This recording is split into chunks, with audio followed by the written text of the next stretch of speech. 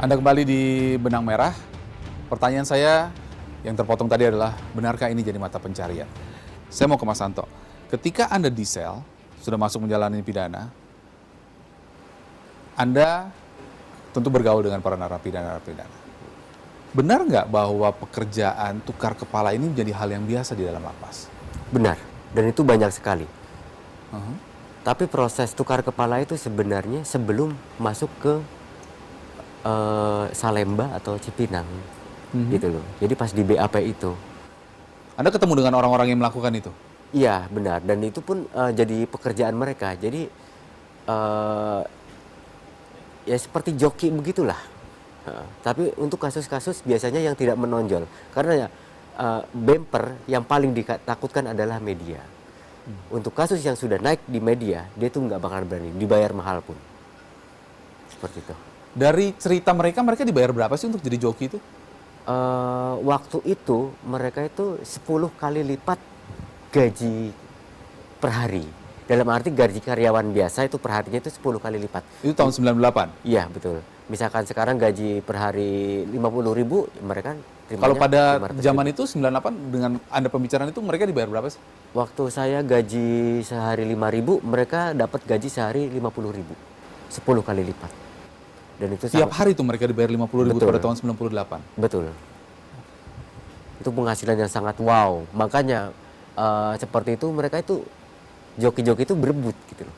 Siapa yang mau ditukar kayak gitu. Tapi prosesnya saat di BAP. Oke. Kita kembali ke Mas Tony. Mas Tony masih bersama kami, Mas Tony? Ya.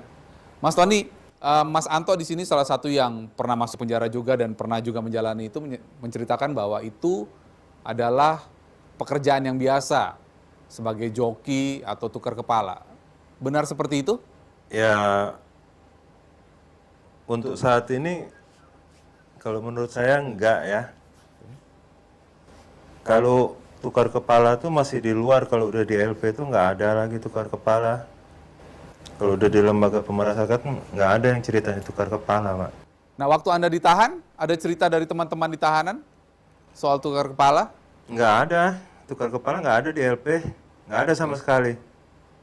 Nggak benar itu, saya yang pernah ngalami. Kalau di luar ada tukar kepala. Kalau udah napi nggak ada orang mau masuk penjara. Kalau udah putus, udah ingkrah gitu istilahnya kan, nggak mau. Orang siapa yang mau tukar badan gitu? Saya ngalami loh. Baik.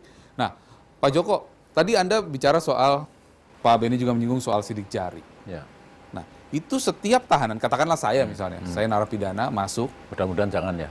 mudah-mudahan jangan. Kemudian digantikan, saya minta Mas Anto menggantikan begitu ya. Iya, Nah, itu kan pasti sidik jarinya berbeda. Diperiksa nggak sih ketika masuk lapas atau penjara itu? iya, dicek, diperiksa.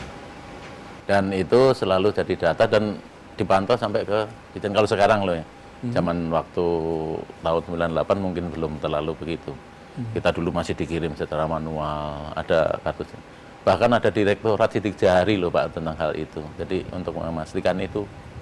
Jadi kalaupun ada tuh nekat sekali. Dan barangkali sulit sekali karena itu terpantau Pak. Baik. Pak Beni, Anda pernah menemukan kasus-kasus yang tukar kepala benar-benar Dari dalam LPM. murni begitu ya, diatur dari luar ke dalam atau permainan di dalam? Kami menangani langsung tidak.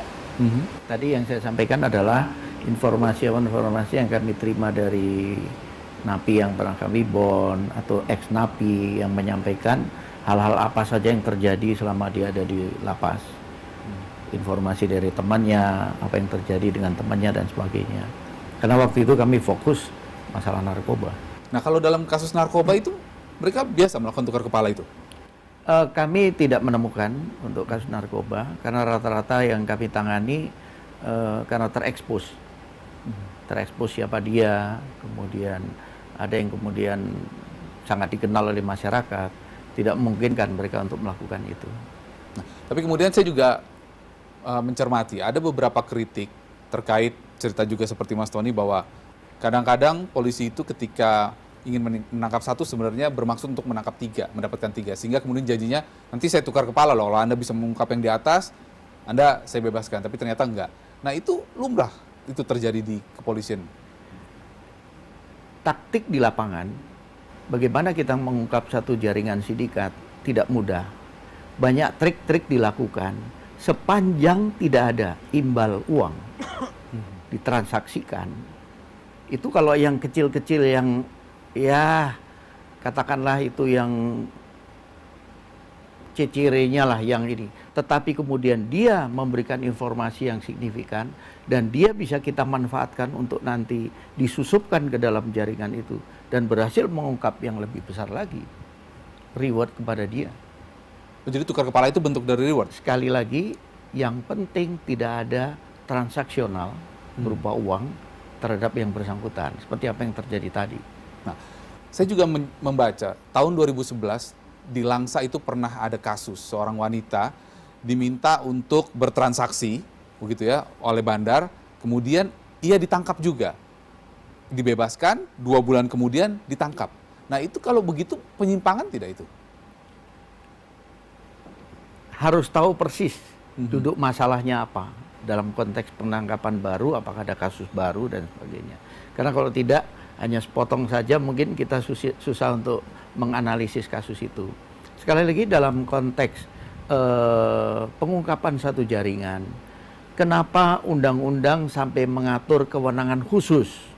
Satu, undercover buy. Saya menyamar sebagai pembeli.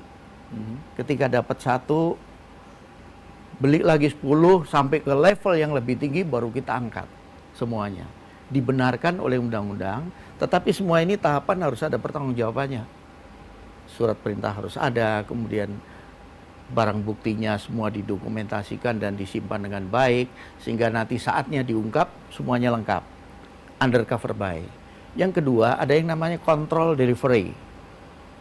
Misalkan Bapak ketangkep sebagai kurir di bandara. Begitu ketangkap oleh teman-teman bea cukai, maka Satgas Interdiksi akan menangani ini. Bapak akan ditanya, barang ini mau dikirim kemana? Oh, saya harus ke Hotel X. Baik. Naik apa? Naik taksi. Ya sudah, kita lepas. Supir taksinya orang kita atau anggota kita. Sampai dengan diterima oleh penerima. Artinya kalau itu bagian dari pengungkapan boleh ya, begitu Pak Ben, setelah sana tertangkap, Baik. maka kita tahu sumbernya, dia komunikasi ke luar negeri dengan siapa. Itu contoh. Baik. Kalau orang tidak memahami itu, wah penyimpangan ini. Baik. Itu contohnya seperti itu. Baik. Lalu bagaimana kemudian agar kasus tukar kepala, tukar badan atau sebutannya mungkin joki narapidana ini kemudian tidak terjadi terus meskipun mungkin tidak banyak diketahui oleh orang. Kami akan ungkap saat lagi di Benang Merah. Tetap bersama kami.